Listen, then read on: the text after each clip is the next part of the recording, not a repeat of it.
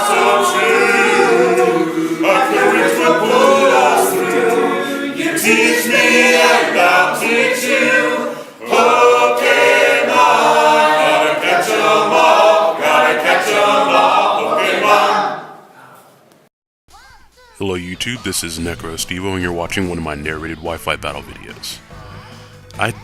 Now that I think about it, I don't really know why I always start off saying that. I guess it provides a reference point from which to spring the craziness of each battle. I don't know.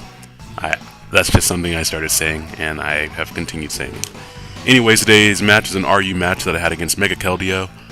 I was testing out a secondary team to use for the RU tournament.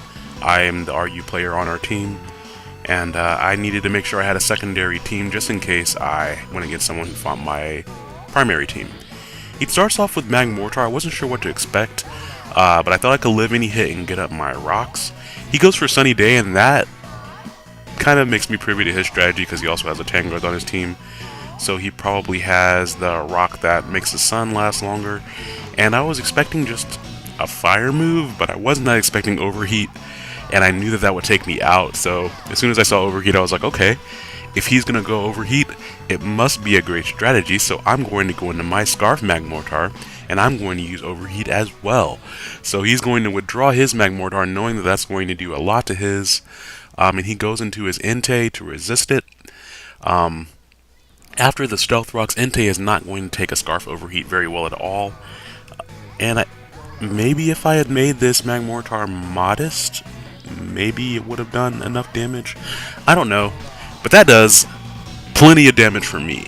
I didn't know if he had the extreme speed or not, but I did know I could take him out with another Overheat, or if he wanted to switch out to use Entei for Deathfire later. The Stealth Rocks would of course KO him. His extreme speed does about half of my HP, which means that he's probably not banded. I would imagine that a banded one would do a little bit more damage than that. But then again, he's shiny, and Entei has to be shiny if it's going to be using extreme speed.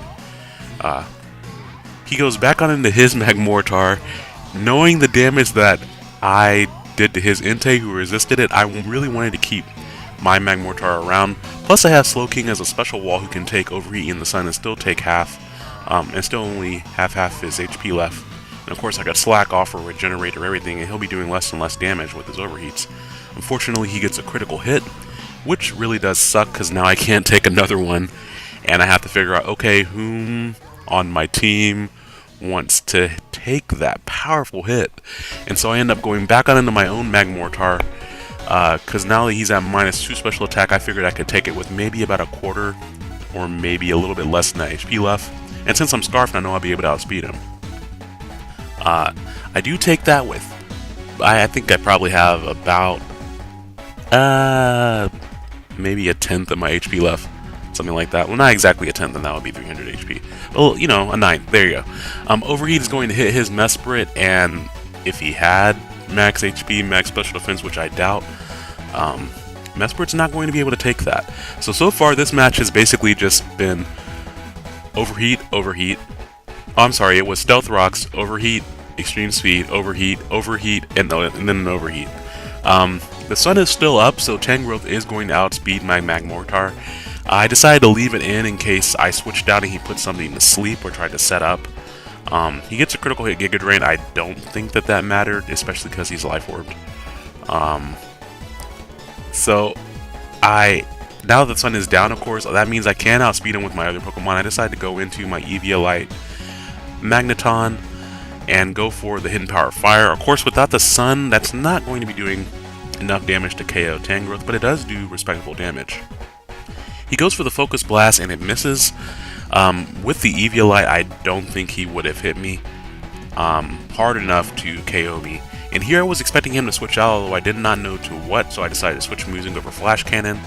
That actually worked out for him. If I had just gone for Thunderbolt, which I guess I should have gone for from that range, I would have been able to probably knock out the Magmortar. Expecting him to set back up the sun, I go back out into Slowking.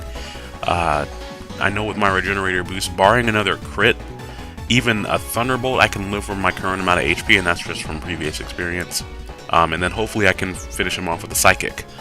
He goes for Thunderbolt just like I predicted he would, and that's okay because I can take that hit, finish him off with Psychic, switch out afterwards. But he gets another critical hit. That's okay though. While Slowking didn't really get a chance to do anything in this match,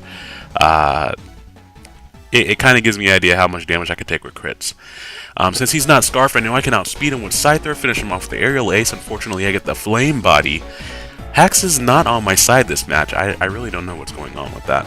Kind of annoying, but at the same time also kind of lolsy. Now that his Magmortar is down, we can finally dispense with the overheating madness that is this battle. He does go for Giga Drain. I'm pretty sure he had Hidden Power Fire or Ice. I'm not really sure why he went for Giga Drain. He said he could have KO'd me, so I'm not sure why he just didn't go for it. He might have also expected me to switch out, expecting that, which would also make sense because I wouldn't want to have basically my one offensive thing remaining taken out, especially when he has Primeape left. I know his Primeape is probably Scarfed just because most Primeape are Scarfed, and also it probably has Vital Spirit just because that's the most useful ability you have on Primeape unless you plan on getting hit by a critical hit and somehow living it with the Anger Point. I go into Triffidia, which is max defense, max HP. I take the Ice Punch really, really well, and I know I can take another one, and knowing that he probably has Vital Spirit, that means Spore will not be working on him, which means Stun Spore is the perfect candidate to use right here. I did find it funny, even after being paralyzed, Scarf Primeape is still faster than Amoonguss. But that's okay, because I can still live another Ice Punch, and that means I am going to get to knock off a pretty decent chunk of his HP, while at the same time restoring about a quarter of my own HP. I do get a crit, I believe, on that Giga Drain, but considering the hacks that I've had in this match so far, I didn't feel that bad about it at all. Plus, that crit doesn't really matter. I just needed him to be slower than my Scyther so that Scyther could come back in and finish him off with the Aerial Ace. In case he wanted to predict or continue going for Ice Punches, I just go into New Protron kind of as a pivot switch. He gets paralyzed, but most likely he would have gone for the Ice Punch anyway, and it would not have done very much. And now I'm going to Volt Switch, which gives him initiative, but it also allows me to get my Scyther in here safely to take on his last Pokemon, which I believe he has 2 Pokemon left, one of them being Amoonguss. And while my new Protron has Hidden Power Fire, it's not going to be hitting hard enough really with Amoonguss, and I really didn't want to give him a chance to Spore or do any of those types of shenanigans. So it's going to be my best bet. Being burned, Choice Banded Aerial Ace is not going to be enough to take him out, and he's going to finish me off with the Sludge Bomb. But that's okay, because now he's at a low enough HP count where I can come back in with New Protron, the Magneton. I only just now realized that those rhymed, holy crap. And finish him off with a Hidden Power Fire or a Flash Cannon. My recent breeding spiel was getting Hidden Power either ground or fighting onto Misdreavus for a Nasty Plot Miss Maggie set, and hopefully I can use it in battles in the future, just like I did New Protron right here, because it took me about 16 hours, right around over. I know I had at least 90 Misdreavus eggs hatched, just to get to that point where I had one. And out of all those that I hatched, I didn't get Hidden Power fighting one time. The most common Hidden Powers were Hidden Powers Dragon and Ghost, even though I was switching around the Misdreavus that I was using to breed with. And I only got Hidden Power ground twice. The first time it was base power 44, the second time it was base power 63, and 63 is good enough for me. Normally I want my Hidden Powers to be above base power 60, unless I'm trying to specifically KO something and I need it to be stronger. But if you guys haven't, make sure to go check out my other video, or if you want, just leave questions on this video as well for a Q&A session. I'm going to be putting that video up probably this weekend, just answering your questions and kind of giving you guys an update on where I am in my life, and if you guys are interested in that. It's just nice to take stock in things. Feel free to ask any question that you have, whether it's serious or silly.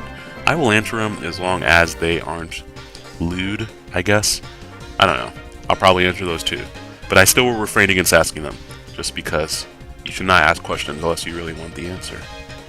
With that wonderful tidbit of warning, I guess, I leave you, and I hope you guys have a good day. Alright, bye-bye now.